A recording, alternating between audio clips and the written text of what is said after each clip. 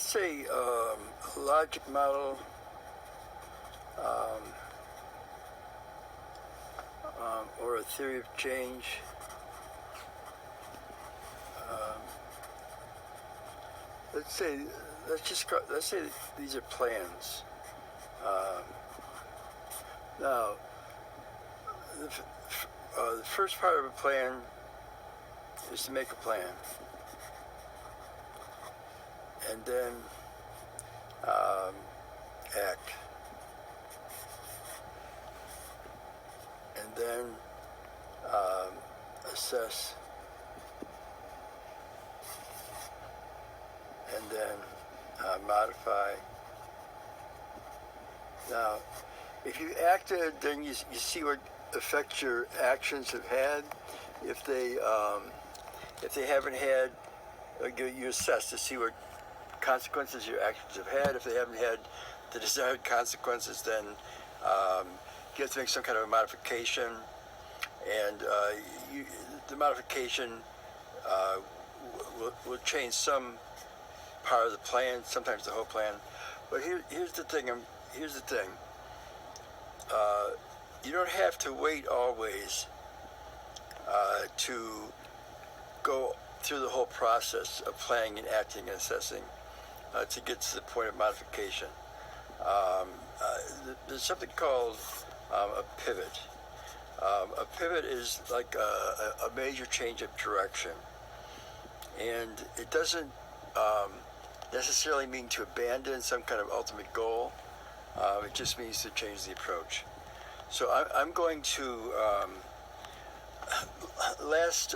the last weekly live stream I did on Saturday, I talked about what was happening in Stamford, Connecticut, and it's led me to think that it may be good to make a major pivot in what I'm going to work on, instead of working on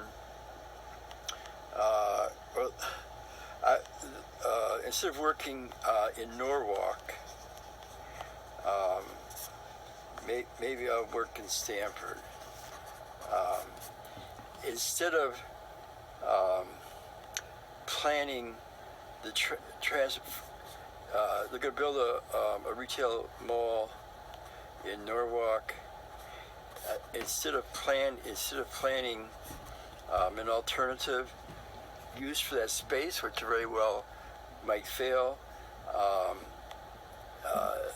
to design a multi-use complex, to look at other options for using that space, and to plan a transformation over time to use the same space, but instead of just tearing down the mall and starting over again, begin to bring other things into that space.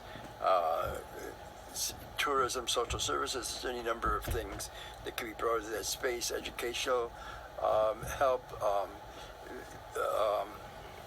not only to generate revenues, not only to generate jobs, but to really get serious about assuring that every resident of Norwalk, and not just those who are more well off, that every resident of Norwalk get a good education, have good housing, find good jobs, and so on. So and get all the the medical attention they need, both with illnesses and such, and mental health stuff, whatever. Okay, now. So that was the plan for Norwalk, but this required, the plan here was over a long period of time. It would happen over a long period of time. It would involve recruiting a team, creating pitches for each member of a team, and to create a team to do the planning. Now I'm thinking that the project in Stamford might be an easier way to go, a better way to go. The project in Stamford is that there's 50 or 60 parks in Stamford, parks and other public public spaces. In my sense is that that development in Stamford has been kind of taken two tracks. One is to create showplace commercial and public development, a great mall, some nice parks, and so on, beautification of the streets in downtown Stamford, and so on.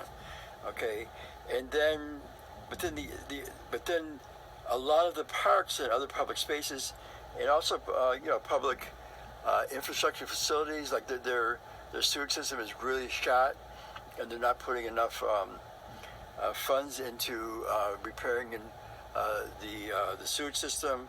But definitely they're not putting enough help. They're not putting enough funding and effort into maintaining various parks around the city. So one of them has a building that I think used to be a natural history museum that has been abandoned by the city in terms of keeping it up. Both the museum itself and the building have fallen. The museum is closed and the building is falling into disrepair.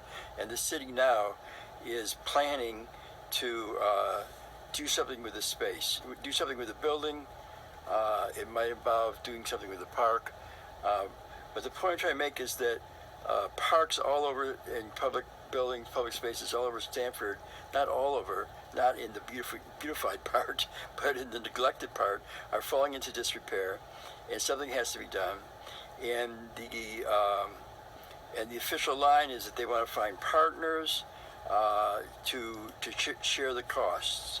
And if they can't find partners within the social sector, who's not as adept as the commercial developers in navigating the ordinances and the regulations and the red tape. If they can't find like nonprofits to put into these spaces to be partners and share the costs of upkeeping a decaying public space, then they'll bring in commercial developers. So that's the trend, the model that I think the Stamford government is following. So the residents feel that I think most of the residents in Stamford feel like there's already too much strain on the infrastructure, too much traffic. There was a drought last summer, and the sewage system periodically fails and pumps inadequately treated waste into public waters. So the residents, I think, would rather back off on the commercial development, put more money into maintaining the parks and upgrading and maintaining the 50 or 60 parks throughout Stamford. Some of them are showcase parks to the tune of $500,000, $400,000, but many of them have been neglected and falling into disrepair. So the idea there would be to try to organize something like a coalition of neighborhood associations. A coalition of neighborhood associations. Now, there may already be something like that in existence. I don't know.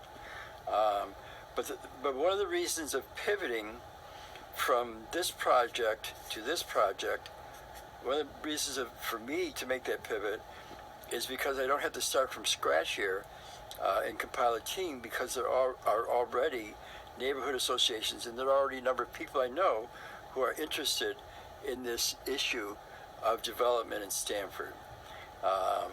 So I may be changing. So I may be changing my mind about what the project for me is going to entail.